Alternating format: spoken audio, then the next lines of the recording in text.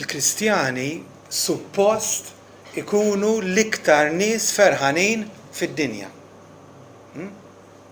Kien Kristjan suppost int l-iktar persuna ferħana fuq wiċċ l-art.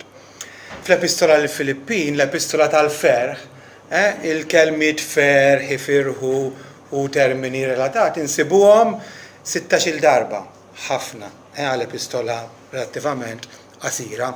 U f'kapitlu 4, vers 4, insibu kmand, ordni. Ifirħu fis-sit dejjem. Se nerġa' ngħid ifirħu. Ġifieri huwa dmir tagħna nifirħu. Dejjem.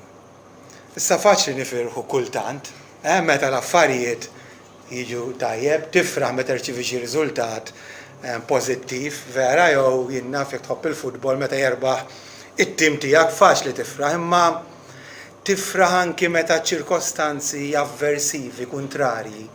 Tifraħ anki meta qed tħabbat wiċċek ma l-afflizzjoni, ma d-diffikultajiet, ma l-problemi. Possibbli? Possibbli tifraħ anki f'daw iċ-ċirkostanzi? Iva. Iva possibbli. U tajb infakkarkom illi meta l-Apostlu Pawlu kiteb dal-kliem, ma kienx għaddej f'xi ħaj spiritwali, kien qiegħed fuq xi ta' muntanja, ħares lejn ix-xemx u joxa bil-preżenza tal-Alla. Le, meta kiteb dal-kliem, meta tagħna dal-kmand, u nnifsu kien ġo ħabs Ruman, kien qed jisma' li ikun ikkalunjat mill-edewwa tiegħu, kienu kol konxu illi l-kongregazzjoni ġo Filippu li kienu ħbieb tiegħu aħwa li kienu iħobbhom, dik il-kongregazzjoni kienet medda b'firdiet, medda b'legalizmu, medda b'ċertu dnubiet ta' sensualità, eccetera. Jiġifieri ma kienx qiegħed ħaj, pjuttost kien qiegħed low meta kiteb, madankollu il-ferħ tal-Apostlu, il-ferħ mlielu qalbu u wkoll dan il-ferħ mhux biss imli ma fawwara u ħareġ dan il-kliem. Allora ngħidu ma kif jista' jkun? Vera jew le? F'sitwazzjoni hekk nifraħ, x'inhu s-sigriet? Għandu sigriet, żgur.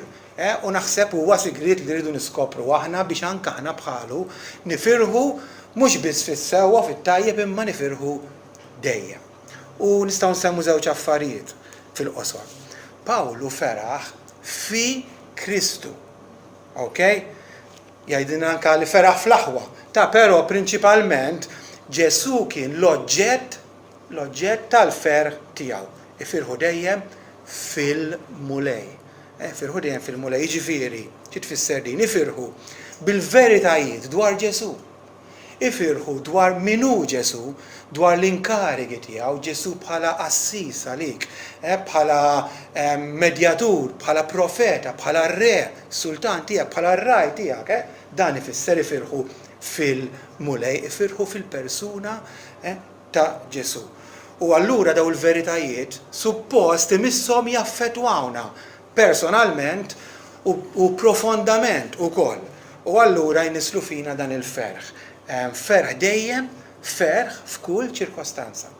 It-tieni ħaġa, għaliex jekk Kristu kien l-oġġett tal-ferħ ta' Pawlu, ir-raġuni għal-ferħ tiegħu wkoll nistgħu ngħidu li kienet il-fidwa.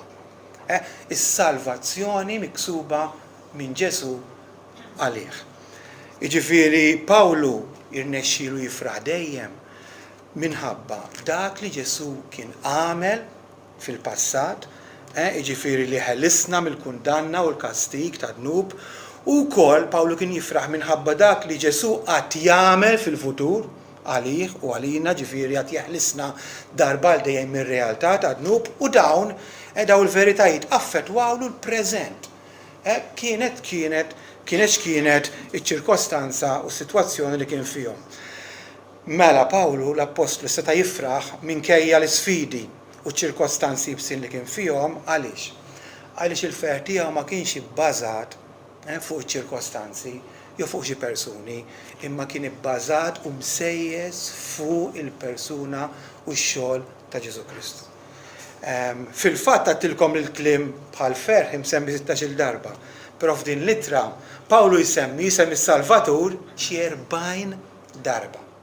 xi 40 darba u dana m'hemmx għalfejn nkunu professuri biex naraw ukoll l-qofol fuq dak kollu li kien imsejjes il-ferħ tal-Apostlu kien Ġesu Kristu. Mela l-aħwa jiena l-inkoraġġiment tiegħi għalina l-kollu huwa nitalmu mill-eżempju tal-Apostlu. Ħanżommu lil Ġesu fiċ-ċentru ta' ħajjitna. Ħalli naħsbu fuqu, ħalli nitkellmu fuqu, ħalli qalbna tħabbad bimħabba għalih u jekk nagħmlu hekk iva. Jirnexxinna nifirħu u nifirħu dejjem. Għaliex? Għaliex il-ferħ tagħna jkun mibni fil-mulej. Amen.